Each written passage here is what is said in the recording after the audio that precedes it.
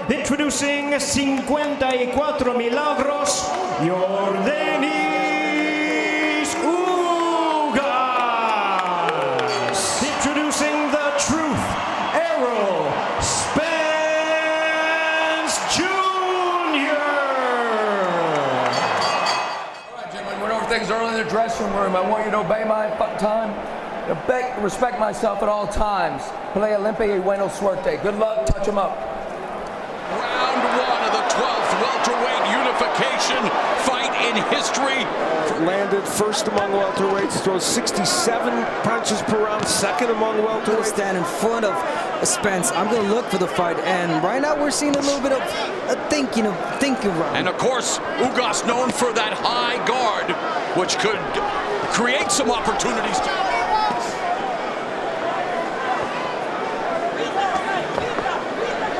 Good body punchers.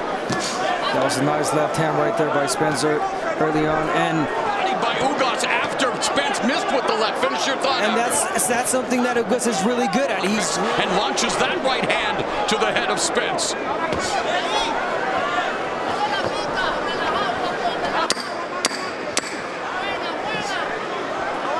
For Errol Spence, this is his third. And immediately they start to fence with the jabs. That's landed a couple more. Now, that, you know, you can argue yeah, nay, whether they landed. And he's doing that at moments, and Ugas having his moments with the countering. Errol Spence won his first title. And Porter gave a great effort in both fights, and as did these two fighters, and they both created. Yeah, really sharp shooting right now from Spence. Straight punches, jab, straight to the body. There we go. And Spence looking to put Ugas on his back foot. Ugas looking to bully's chance to land an uppercut. Well, very interesting that you said that. It's an underrated punch of Ugas, and he's created several Again, round at number 3.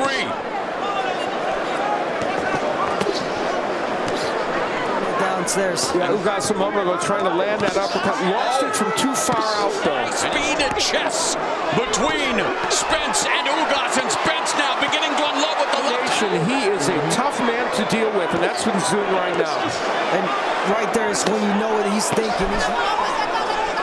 You know, Ugas sparred with Albert Puello, and he hopes that pays dividends for him. Right hand by Ugas that scores. Left hand lands another left. And really, Spence doing a good job of muting Ugas' offense here in the third round out. Getting off first on almost... Ugas again gets popped as Spence splits the guard. Ugas fires back with a combination. Never been down as a pro, and this third round, well, that smile still on his face. Hey, we're having fun watching round three. There's more indications. Can't be overstated. What they had to overcome to get to this point here tonight. Already trying to throw more of those rights. Spence is throwing so much more volume, and it's helping him because not everything's going to It land. almost has Ugas stuck for a moment. He does not come back with anything, so Spence has to keep that volume. And Spence doing a good job. That right hand was an example of Ugas who can curl into. Really an eye catcher, that punch that Ugas is throwing in, has been able to land here and there. 21 of 27 wins inside the distance for Ugas. 12 of his 27 wins. We needed to in camp. 12 weeks, that added time really helped them. Speaking of 12 for Spence, his last 3 fights, we were there a few years back in June of 2018. That was the last of a career-long 11-fight KOs. Yes, counter opportunity was right there. There he goes. There he goes. Yordenis Ugas, and he drew the ire of Errol Spence, and his trainer Derek Jamesman said, you know, Spence on his left eye, and Abner, as you mentioned, you thought that Spence was going to be an even better version. Not mention the new conditioning coach that he added for this fight. You could see it in his physical body. He is prepared.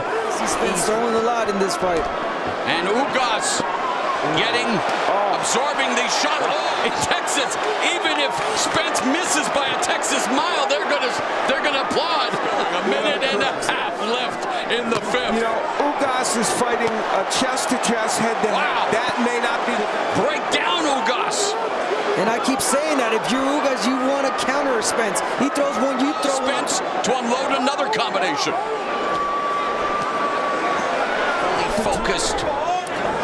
And the lack of a jab for Ugas, a big issue right now. There's a fire back and does so to the body. Fantastic fifth. There was one moment where Ugas was trying to go downstairs, and this punch strayed pretty far low. Wanted to throw, well, no, you know what? Not that far low. That's what I didn't say, because I hunger back, trying to get the opportunity back, trying to get success back, and look where it's brought him. Yeah, he went on a 12-1 run, only pivotal point. He has got to start making something happen in this fight to change the narrative. This is not his fight. I know he said, I am going to stand in front of him. I'm going to be the same Ugas that I am. Close. But again, Ugas is an experienced fighter. And they're just standing right in front of each other. That right hand hurt Spence. Spence is sending to the... What is referee Lawrence Cole doing? The mouthpiece was knocked out. And this is now allowing Errol Spence an opportunity. That kind of adversity in a long time. Yeah, he's never been down there. Never been down. Yeah, and again, it's when he lets his hands go. When he waits for the opportunity. I wonder if it seemed to break the concentration of Spence, and now Spence trying to come back into the round here.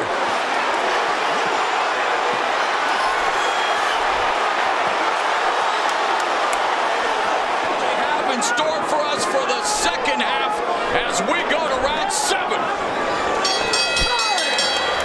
How you feeling, okay? What are you feeling?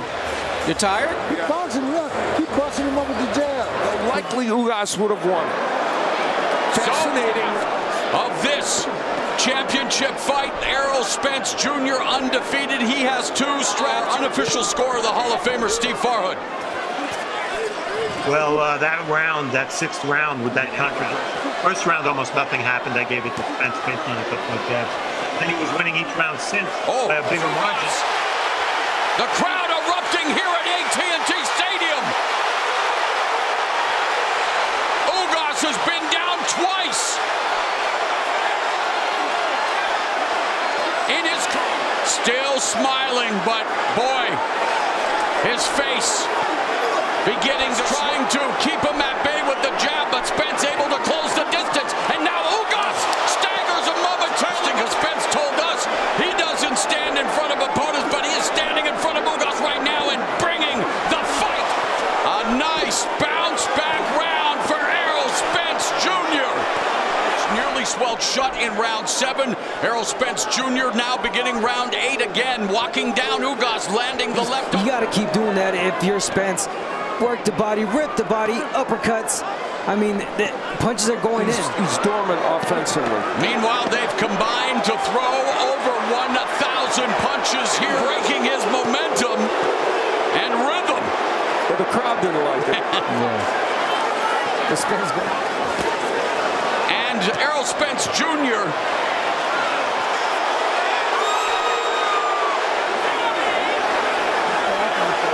Remember, only the referee. 38 punches in this round, and it's over 45% of what he's throwing. And he's laid traffic for Errol Spence Jr. Yordenis Ugas, whose belt is in a tenuous position at this moment. Record, but tonight it is not, and I don't even know if that's the major factor. It's just Spence has been. I hate to say, but if you're Spence, you want to continue to work that eye. Left down the middle, and he continues to tee off while Ugas every once. It's just interesting. He hasn't needed to do it, but this round he's using it to kind of work his way in better. And those right defeats were by split decision. He's been in close fights, but he desperately needs for him to land. Reason he's been a staple on the pound-for-pound list. Calls himself Big Fish at 147.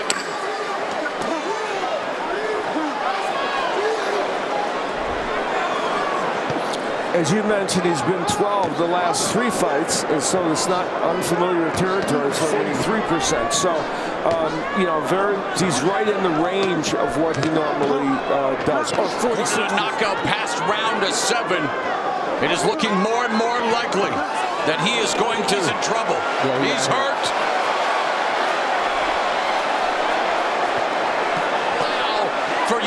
Ugas to absorb.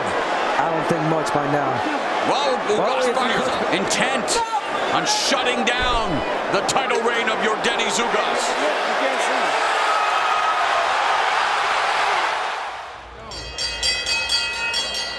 Ladies and gentlemen, we have the time of 1 minute 44 seconds in round number 10. Our referee in charge, Lawrence Cole, stops the contest upon advice of the ringside physician. He is the winner by way of technical knockout, The Truth, Errol